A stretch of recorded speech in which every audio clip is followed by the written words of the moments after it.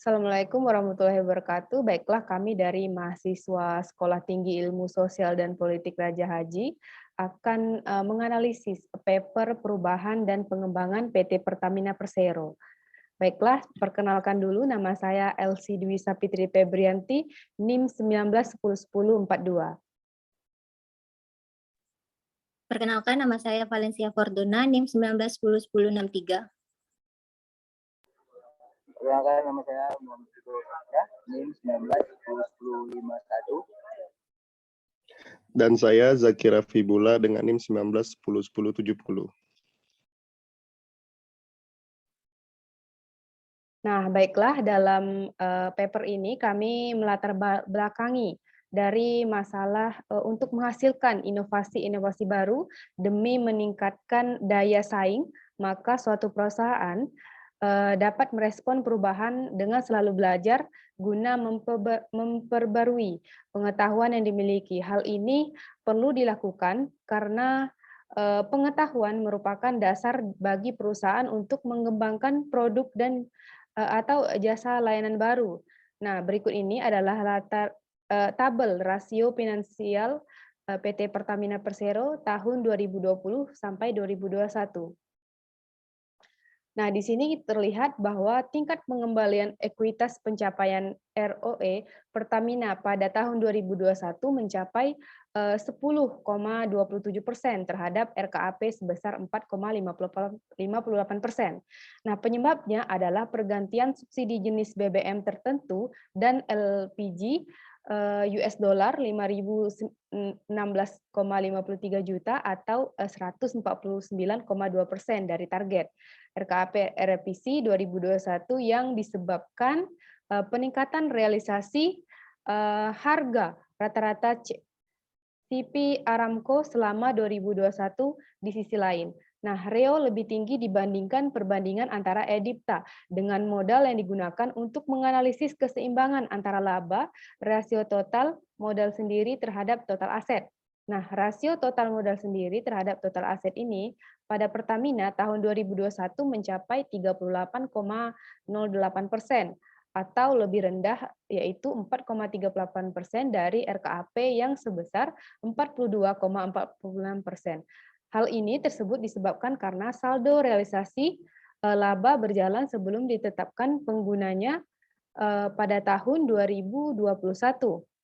Nah, yang menjadi masalah di sini adalah perseroan mengalami 3 situasi dalam waktu bersamaan, yaitu yang pertama ada kendala penurunan penjualan atas migas, yang kedua turunnya harga migas dunia ke level terendah, dan yang ketiga yaitu nilai tukar rupiah atas dolar Amerika Serikat yang terus berfluktuasi. Nah, oleh karena itu dalam kondisi ini Pertamina tidak bisa mengambil keputusan untuk jangka pendek saja. Sebaliknya perseroan harus melihat potensi kejadian-kejadian yang akan terjadi dalam jangka panjang. Nah, kondisi pasar pada saat pandemi seperti ini, sebelum menunjukkan tanda-tanda akan mereda dalam waktu dekat, semuanya masih cenderung terus berubah. Nah, dilanjutkan pada diagnosa. Nah, diagnosa ini kita pertama ada tujuan. Tujuan ada formal. Pertamina berkomitmen mengembangkan produk dan jasa yang mendapatkan keuntungan profit, tapi juga turut menjaga kelestarian alam untuk kepentingan dan masa depan generasi yang akan datang. Nah, pada informal ini sebagai salah satu BUMN terstrategis di Indonesia, PT Pertamina ini mendukung pencapaian tujuan pembangunan berkelanjutan, Sustainable Development Goals, Agenda 2030. Nah, dilanjutkan dengan model kerja. Formalnya itu yaitu board manual merupakan salah satu substruktur GCG sebagai penjabaran dari COCG yang mengacu pada anggaran dasar perseroan. Nah, pada informalnya board manual bersifat dinamis dan selalu berkembang sesuai perubahan yang terjadi dan dihadapi perseroan, sehingga bila dipandang perlu dapat dilakukan evaluasi dalam jangka penyempurnaan lebih lanjut. Selanjutnya kita ada tata hubungan. Nah, dalam formalnya itu untuk kegiatan operasional wilayah kerja di luar negeri dikelola oleh Regional Internasional atau PT Pertamina International IP atau PIEP. PIEP melalui anak perusahaan PT Pertamina Algeria EP PAEP. Nah, dilanjutkan dengan informal. Nah, di dalam informal ini saat lapangan dalam pengelolaan PAEP merupakan salah satu andalan subholding upstream, Pertamina berharap kerjasama ini dapat terus berjalan sehingga dapat memberikan manfaat bagi kedua belah pihak. Ini selanjutnya ada kepemimpinan. Dalam formal, kepemimpinan Direktur Utama Pertamina Nike Widiawati dan jajaran direksinya merupakan contoh kepemimpinan transformatif, yaitu membentuk perilaku dan budaya organisasi yang berkembang menjadi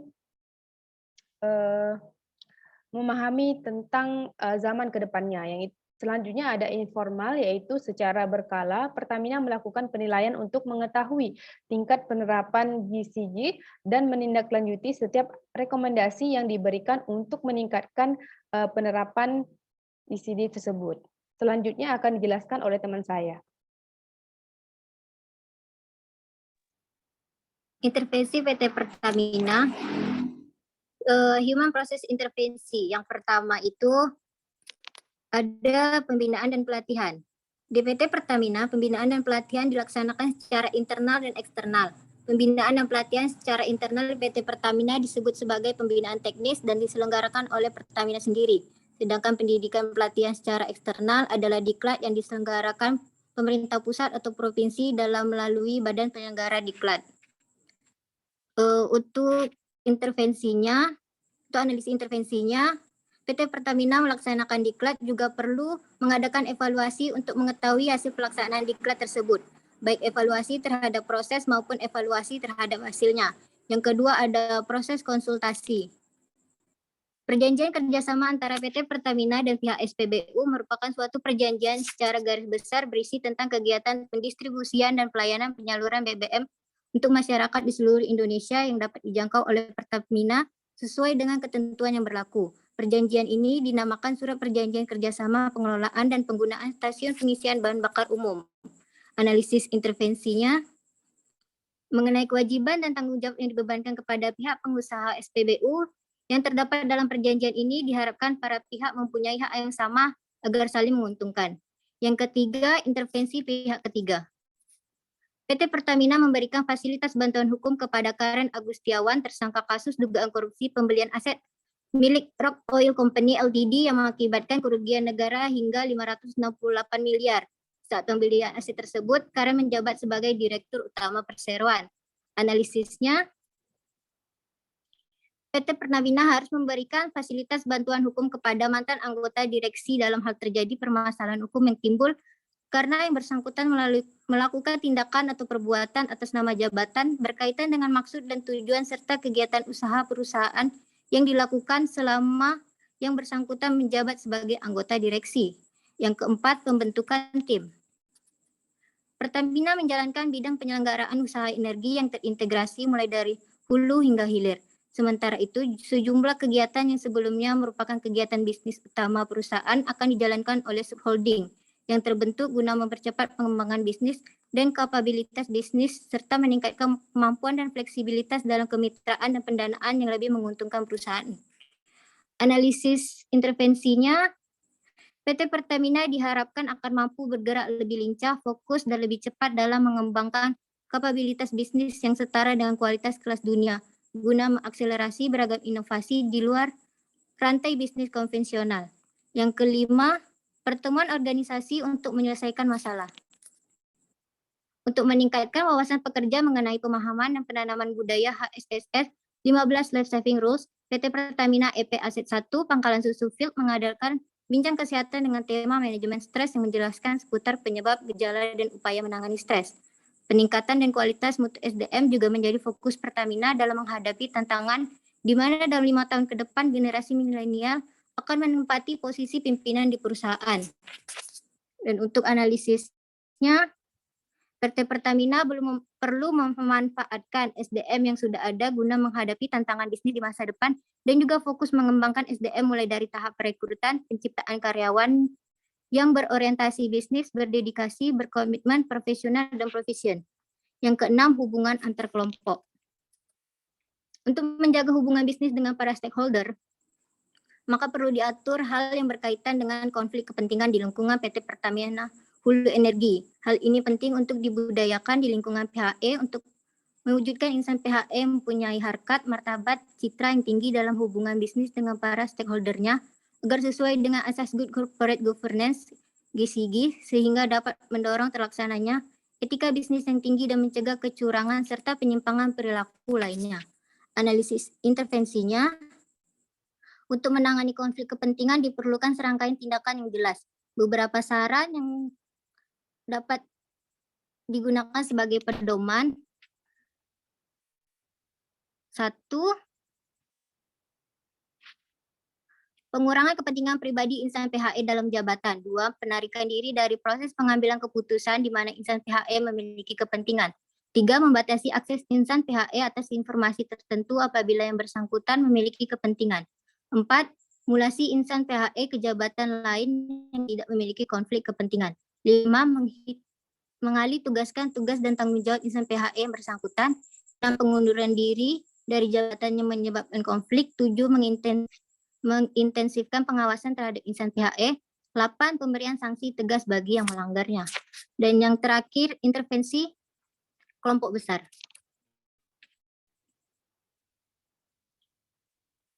Pemerintah melalui Kementerian BUM terus mendorong agar PT Pertamina menjadi BUM kelas dunia. Salah satu caranya lewat investasi di sektor hilir energi. Belakangan ini, Pertamina lewat anak usaha PT Pertamina Internasional Eksplorasi dan Produksi sudah membukukan keberhasilan dengan beroperasi di 3 negara, yakni Aljazair, Irak, dan Malaysia. Sedang dijajaki pula kerjasama di Afrika Barat, Timur Tengah, dan Asia Barat. Ada pula rencana kerjasama mengelola blok migas dengan Rosneft di Rusia. Selain itu, kerjasama mengelola blok migas di Iran juga dimatangkan. Analisis intervensinya, PT Pertamina harus bisa lebih banyak melakukan intervensi, investasi, dan ekspansi terutama bekerja sama dengan pihak luar. Dalam 2-3 tahun ini, kinerja keuangan PT Pertamina masih cukup baik, bahkan tergolong cukup kuat sehingga memiliki kemampuan untuk menopang bisnisnya di luar negeri. Selanjutnya akan dilanjutkan oleh Zaki.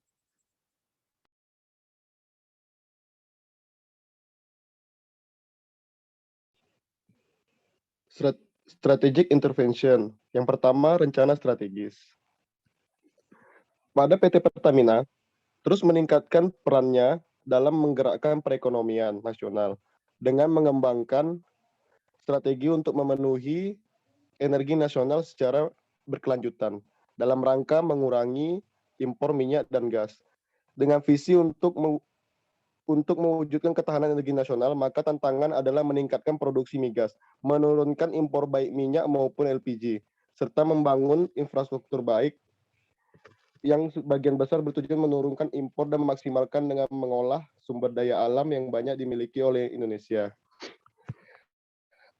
Analisis strategic intervention dalam rencana strategis adalah kondisi internal perusahaan berada pada pilihan yang dilematis. Oleh karenanya, PT Pertamina Persero strategis bertahan mengendalikan kinerja internal agar tidak tergeser oleh pesaing lain. Strategi ini dipertahankan sambil terus berupaya membenah diri. Yang kedua, aliansi. Dalam rangka meningkatkan pelayanan kepada masyarakat, PT Pertamina Persero bekerjasama dengan PT Telkom Indonesia Persero Tbk mengimplementasikan program deligitalisasi SPBU di seluruh Indonesia. Melalui digitalisasi ini, Pertamina dapat memantau kondisi stok bahan bakar minyak atau BBM, penjualan BBM, serta transaksi pembayaran di SPBU. Data-data tersebut juga dapat diakses secara langsung oleh sejumlah pihak berwenang, seperti Kementerian SDM, Kementerian BUMN, Kementerian Keuangan, dan BPH Migas, sehingga dapat saling mendukung untuk pengawasan penyaluran. Analisis strategic intervention di aliansi ini yaitu saya Pertamina perlu adanya tuntutan dan gaya hidup pelanggan saat ini yang serba digital. cepat dan tepat melalui sistem digital, diharapkan pengawasan stok dan distribusi bahan bakar minyak atau BBM dapat lebih efektif. Jaringan. Kegiatan usaha Pertamina Hulu meliputi eksplorasi dan produksi minyak, gas, dan panas bumi. Untuk kegiatan eksplorasi dan produksi minyak dan gas dilakukan di beberapa wilayah di Indonesia maupun di luar negeri. Pengusahaan di dalam negeri dikerjakan oleh Pertamina Hulu dan melalui kerjasama dengan mitra. Sedangkan untuk pengusahaan di luar negeri dilakukan oleh aliansi strategi bersama dengan mitra. Berbeda dengan kegiatan usaha di bidang minyak dan gas bumi, kegiatan eksplorasi dan produksi panas bumi masih dilakukan di dalam negeri. Untuk mendukung kegiatan intinya, Pertamina Hulu juga memiliki usaha di bidang pengeboran minyak dan gas. Analisis strategic intervention pada jaringan yaitu keuntungan yang dilakukan sesuai dengan porsi investasi yang rendah yang sudah diberikan. Sementara itu pada skema kedua, seluruh investasi baik modal, sarana, dan infrastruktur maupun modal kerja disiapkan oleh mitra desa, sehingga keuntungan pun menjadi hak mitra desa sepenuhnya. Perubahan budaya. Budaya organisasi memiliki karakteristik yang membawa kesuksesan di perusahaan. Ciri-ciri perusahaan yang akan sukses yaitu menerapkan karyawan untuk cenderung dan bertindak lebih dekat kepada pelanggan, memberikan rangsangan nilai, dan bertahan cukup dekat dengan bisnis yang mereka ketahui. Pada PT Pertamina, juga memiliki budaya organisasi tersendiri. Budaya organisasi inilah yang membedakan PT Pertamina Persero dengan para pesaing yang lainnya. Budaya yang membedakan PT Pertamina dengan pesaing lainnya dikenal dengan core value PT Pertamina Persero, yaitu pertama clean, bersih, dikelola secara profesional, menghindari benturan kepentingan, tidak menoleransi suap, menjunjung tinggi kepercayaan dan integritas. Yang kedua, kompetitif, mampu berkompetensi dalam skala regional maupun nasional, mendorong pertumbuhan melalui investasi, membangun budaya sadar biaya, dan menghargai kinerja. Tiga, confident atau percaya diri, berperan dalam pembangunan ekonomi nasional, menjadi pelopor dalam reformasi BUMN, dan membangun kebanggaan bangsa. Keempat, customer fokus, fokus pada pelanggan, berorientasi pada kepentingan pelanggan, dan berkomitmen untuk memberikan pelayanan terbaik pada pelanggan. Yang kelima, komersial, menciptakan nilai tambah dengan orientasi komersial, mengambil keputusan berdasarkan prinsip-prinsip bisnis yang sehat. Yang keenam, kapabil atau berkemampuan, dikelola oleh pemimpin dan pekerja yang profesional dan memiliki talenta dan pengusahaan teknis tinggi, berkomitmen dalam membangun riset dan pengembangan.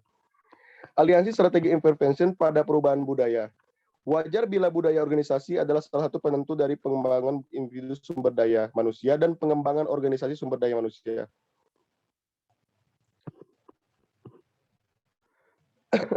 Zak, Budaya organisasi yang telah Zaki, menjadi ketentuan. baca aja, selanjutnya baca aja. Baca aja yang di... Ya, apa? Langsung baca analisis saja, tak sempat nih. Oh, baca aja saya semuanya. Oke, aku lanjut ya. Aku mulai dari perubahan budaya. Perubahan budaya. Wajar bila budaya organisasi adalah salah satu penentu dari pengembangan individu sumber daya manusia dan Agak pengembangan ngebut ya. organisasi sumber daya manusia. Oke. Ulang. Perubahan budaya. Wajar bila budaya organisasi adalah salah satu penentu dari pengembangan individu sumber daya manusia dan pengembangan organisasi sumber daya manusia. Budaya organisasi yang telah menjadi ketentuan Pertamina lubrikan adalah budaya 3K. Manajemen. Pertamina dalam menerapkan penerapannya, Pertamina berhasil menjadi salah satu perusahaan terbaik di dunia. Knowledge manajemen dianggap sangat penting di Pertamina, sampai adanya kebijakan knowledge manajemen Pertamina agar segala kegiatan sesuai dengan diinginkan perusahaan maupun masyarakat.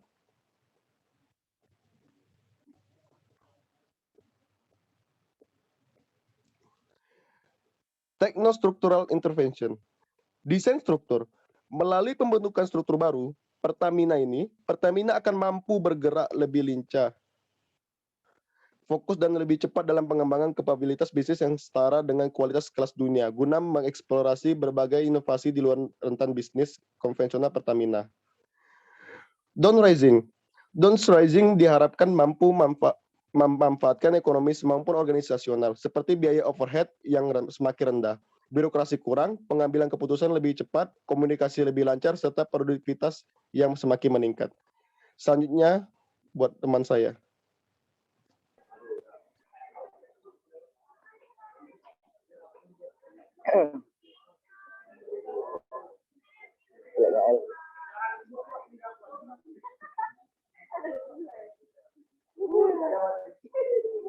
Isi slide-nya. Human Resource Management Intervention, penilaian kerja PT Pertamina adalah sistem yang dilakukan oleh Pertamina. Sistem penilaian kerja yang dilakukan oleh Pertamina adalah sistem penilaian kerja terhadap performa kerja karyawan dilakukan di dalam hitungan kerja karyawan. Bentuk dan sistem penilaian terhadap kinerja karyawan dinamakan laporan penilaian hasil kerja atau LPHK. Oke, kemudian PT Pertamina berprinsip capable yang bermakna dikelola oleh pimpinan dan pekerja yang berprofesional dan memiliki talenta dan penguasaan teknis tinggi dalam membangun kemampuan riset dan pengembangan, tetapi berdasarkan data yang diperoleh. Penilaian kerja yang biasanya dilakukan oleh PT Pertamina itu biasanya melakukan penilaian kerja sekali atau 2 kali dalam setahun. Analisis di penilaian kinerja ini Semuanya langsung analisis saja. Yang diujikan dalam uji kompetensi bervariasi tergantung dari jabatan pegawai, namun rata-rata Woi, Baca analisisnya aja dong, nggak cukup lagi waktunya. Baca aja yang di slide aja. ini aku dibaca ya. Nggak usah baca yang itu lagi bab 2. Ya ini aku dibaca ya. Banyak soal yang uji kompetensi bervariasi tergantung dari jabatan pegawai, namun rata-rata setiap pegawai diberikan soal sebanyak 180 soal. Apabila pegawai yang melakukan uji kompetensi mendapatkan nilai kurang dari 76, maka pegawai tersebut wajib mengulang ujian tersebut, dan apabila pekerja dapat mengerjakan uji kompetensi dengan baik, maka pekerja akan memiliki kesempatan untuk naik golongan. Dengan begitu, atasan dapat menilai kinerja pegawai dengan efektif. Di sistem upah pada Pertamina sudah baik dan bagus. Akan tetapi pada komponen insentif kami sebaiknya dirubah. Kami menyarankan untuk bagian insentif diberikan setiap bulannya. Dengan begitu, para pegawai makin lebih semangat untuk bekerja. Semakin sama dengan halnya bonus diberikan ketika para pegawai menaikkan ataupun memberikan efek yang luar biasa pada perusahaan yang hasil yang itu memberikan keuntungan. Selanjutnya dilanjutkan oleh LC. Terima kasih. Baiklah, untuk penutup ada kesimpulan, yaitu proses pengarahan anggota organisasi dalam mengembangkan diri menghadapi perubahan inilah yang dikenal dengan proses pengembangan organisasi, biasa disingkat dengan istilah OD. Nah, dalam untuk menghasilkan inovasi baru demi meningkatkan daya saing, maka suatu perusahaan harus menjadi perubahan dan pengembangan. Nah, untuk saran kita